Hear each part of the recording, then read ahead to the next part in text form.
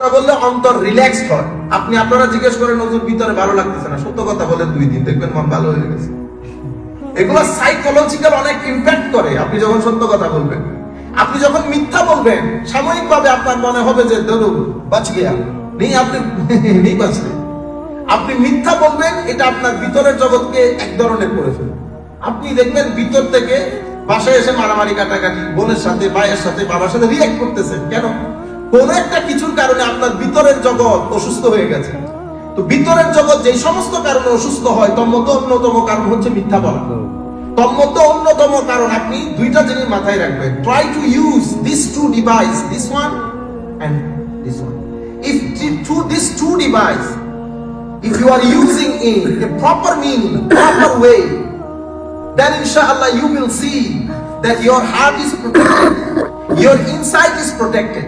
If these two device are using perfectly, if it is used perfectly, problem হয়ে যায় কোথায়? আপনি যখন এটা দিয়ে এমন জিনিস দেখবেন যে জিনিসটা আপনার দেখা উচিত না, এটা দিয়ে এমন কিছু শুনবেন যেটা শোনা উচিত না, তো এই 2টা জিনিস আপনার ভিতরের মধ্যে নেগেটিভ এনার্জি সার্ভ করে। এটা ভিতর জগৎ তখন নেগেটিভ এনার্জি হয়ে যায়।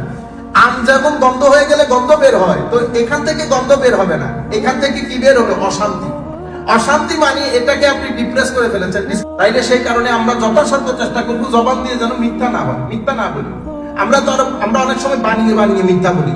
আমরা অনেক সময় 2-4 বন্ধু মিলে কথা বলি, অথচ এক ব্যক্তি কথা বলে নাই, বলে বলে চালাই দেই, ঠিক আছে?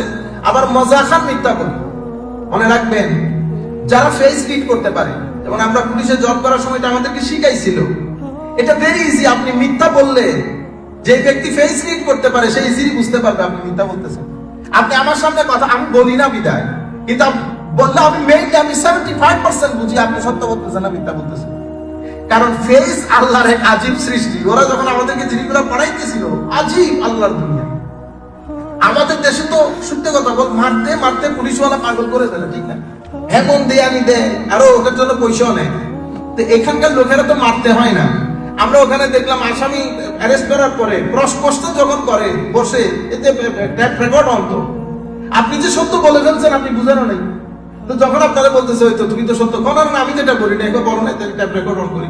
এরে যখন ডান বাম সামনে পিছন থেকে একই প্রশ্ন 3-4 ভাবে করেছে, সে কিন্তু সত্য কথা বলে ফেলছে।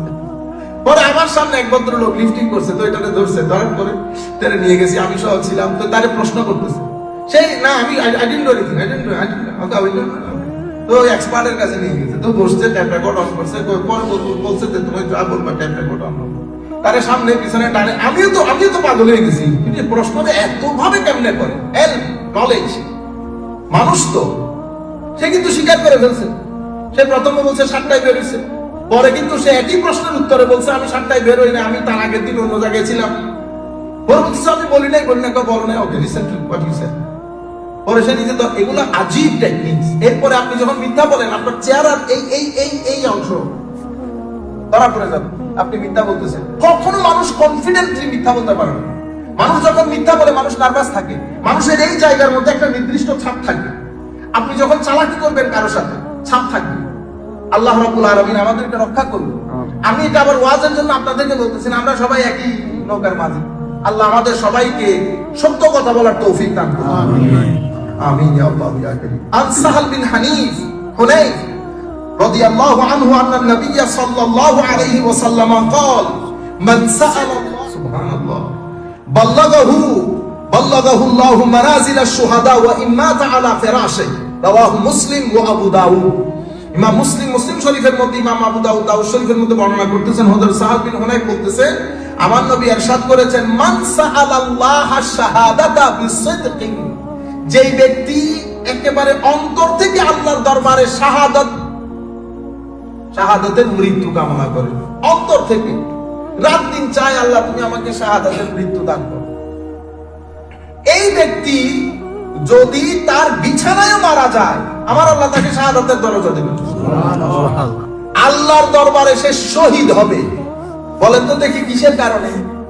তার অন্তর থেকে একান্ত চাওয়া, যেটাকে বলে সত্যবাদিতার সাথে, সত্যের সাথে একেবারে সিদকে দিল নিয়ে আল্লাহর দরবারে চাচ্ছে, আল্লাহ তুমি আমাকে শাহাদাতের মৃত্যু দান করো। আমার নবী বলতেছেন, বাল্লাগাহুল্লাহু মানাজিলা শুহাদা, আমার আল্লাহ তাকে শাহাদায়ে কেরামের মর্যাদা দান করবেন। ওয়া ইম্মাতা আলা ফিরাশিহি, যদিও সে তার বিছানায় মৃত্যুবরণ করে। আপনারা বুঝতে পেরেছেন এখন নিয়তের দাম কতটুকু? এক ব্যক্তিকে আল্লাহ ক্ষমা করে দিয়েছেন কিয়ামতের ময়দান, সে বলতেছে মাওলা আমাকে কেন ক্ষমা করেছেন? তোরে ক্ষমা করে দিছি। হুজুর আল্লাহ আমি তো করতে পারি না এই কাজ, মানে আমার তোর ওই জিনিসটা খুব ভালো লাগতো। কোনটা? আমার কাছে আল্লাহ কিছু টাকা দেন, আমি আমার কাছে টাকা দিলে আল্লাহ এদের সবাইকে আমি সহযোগিতা করব। তো এই তোমার ভিতরের যে চাওয়া আমি তোমাকে তৌফিক দেই নাই, আমার কাছে ওইটাই ভালো লাগতো। তোমার ভিতরের চাওয়া আল্লাহ দেন আমি গরিবদেরকে দিতাম, আল্লাহ দেন আমি অমুককে দিতাম। আপনি সারা জিন্দেগি এরকম করতে করতে দুনিয়া থেকে চলে গেছেন। আপনি দিতেও পারেন না, আল্লাহ আপনাকে মাল ও দৌলত দেয় না, কিন্তু আপনার মকাম ওই ব্যক্তির পর্যায়ে পৌঁছিয়ে দিয়েছে। যে ব্যক্তি করলে যে মকাম পাইতো সেটা না করে আপনি পাচ্ছেন কিসের ভিত্তিতে? নিয়তের ভিত্তিতে।